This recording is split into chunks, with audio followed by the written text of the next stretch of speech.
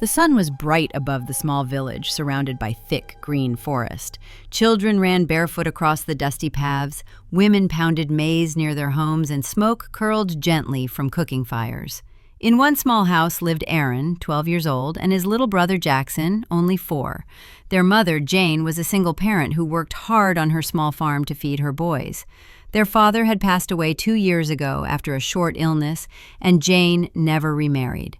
That afternoon, Aaron walked home from school with his dusty books under his arm. As soon as he entered the gate, Jackson ran to him barefoot, his shirt half-buttoned. "Aaron, Aaron, you took too long," Jackson shouted, grabbing his brother's hand. "I had to clean the blackboard today," Aaron said, placing his bag on a wooden bench. "How was your day?" "I just played, but I missed you," Jackson said, pulling him toward the backyard.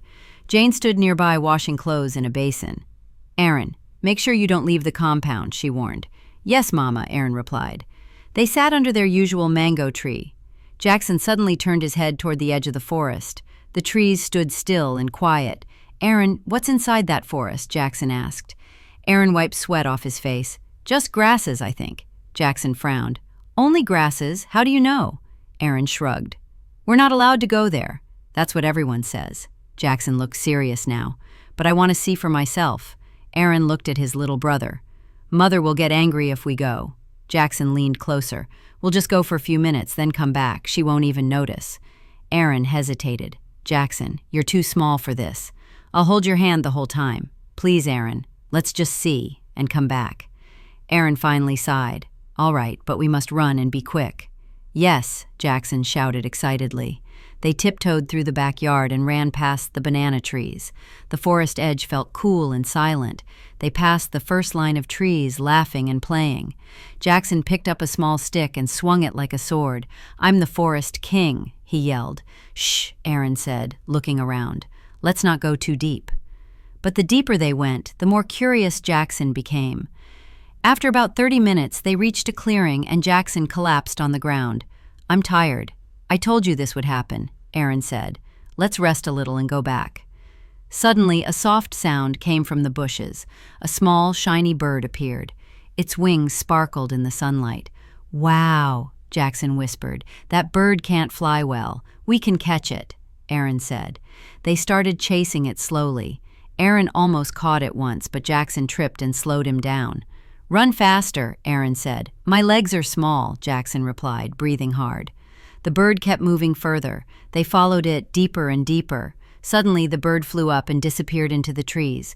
Aaron stopped running and looked around. Everything was quiet. "And now, too quiet. Jackson, stop." Jackson stopped and looked up. "What's wrong?" Aaron turned in a circle. "I think we're lost." "What?" "I don't know which way we came from." The sun had started to go down.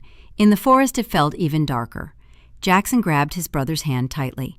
"Let's go back quickly. I don't want to meet the monster Grandma talked about." They turned to move but couldn't tell which path led home. Trees looked the same. Bushes rustled softly with the wind. Suddenly, Aaron stepped back and the ground gave way beneath him. "Ah! Aaron!" Jackson screamed. Aaron had fallen into a hidden hole. It was not too deep, but deep enough that he couldn't climb out easily. "Are you okay?" Jackson shouted. "I'm okay, but I can't climb out." "What do I do?" Jackson asked, his voice shaking. "Look for a stick, something long, or a rope." Jackson turned and ran around looking. "I can't find a rope." "Then a branch, anything." Jackson started crying. "A monster will eat us, Aaron. I'm scared." "No, you have to be strong now, Jackson." After 2 long minutes, Jackson yelled, "I found a big stick." He dragged it to the hole and pushed it down. Aaron tried, but it wasn't long enough. "It's not working. You can't pull me. You're too small." They both cried. The sky above was turning dark. The forest was now cold and full of scary sounds. Then they heard grass rustling nearby. "It's the monster," Jackson screamed and ran. "Jack, Jack," Aaron called out from the hole. He waited, heart beating fast. After 5 minutes, he heard footsteps. "Please don't eat me," he cried out. "It's me," Jackson said, stepping closer. "You came back?" Aaron said, relieved. "I didn't know where to go. It's too dark." Back in the village, Jane had noticed the sun was gone and her boys hadn't returned. She rushed to neighbors. "Have you seen Aaron? Have you seen Jackson?" But everyone said no. She ran to the village leader's home in tears. "My children are missing." The leader called 6 strong men and gave torches. "Search the forest. Go now." Jane knelt in the dust and prayed, crying, "Please, God, please bring back my boys." Back in the hole, Aaron had an idea. "Jackson, take off your shirt." "Why?" "Just do it." Jackson took it off and handed it to him. Aaron tied it with his own shirt. It wasn't long enough. "I need more. Wait." He pulled his vest and tied it too. He showed Jackson how to tie the end to a tree. Jackson followed carefully, then Aaron climbed slowly using the cloth rope. It tore a little, but he pulled himself out. They hugged tightly. "We need to go." Which way? They didn't know. They walked slowly, holding hands.